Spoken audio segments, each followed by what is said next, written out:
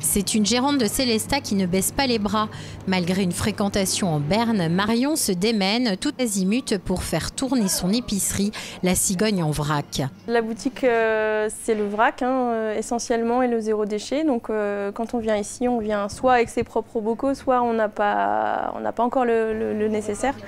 Ça, c'est pas un problème, on vient équiper, on a des sacs et on a aussi des bocaux à disposition et les gens repartent avec la quantité nécessaire chez eux.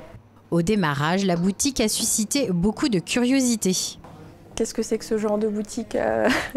Et au fur et à mesure, il y a le bouche à oreille a fait son chemin et là, on a un petit lot de clients qui sont assez fidèles à la boutique. Si le concept est d'actualité, le constat est là, les clients se font plus rares.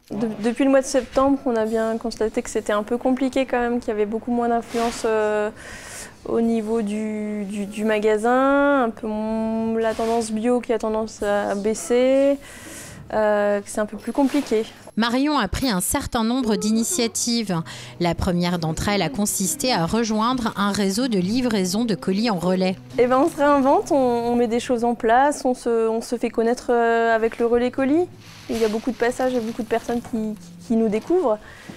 Ensuite, le relais poiscaille, je trouve que c'est un service intéressant pour avoir du poisson assez frais. Autre initiative, la mise en vente d'un colis raclette. On a décidé de proposer une raclette en main, c'est-à-dire avoir tout le nécessaire pour avoir une raclette juste à emporter. Il suffira juste d'acheter la charcuterie ou pas et d'avoir un appareil à raclette. Et en pleine période de Noël, l'équipe propose des coffrets cadeaux.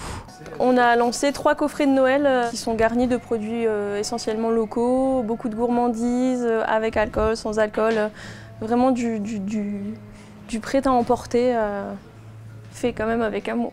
Dorénavant, la cigogne en vrac accepte aussi les chèques resto, espérant ainsi élargir davantage sa clientèle. Autant d'idées qui permettront peut-être à l'enseigne de se relancer après 1 an et demi d'activité.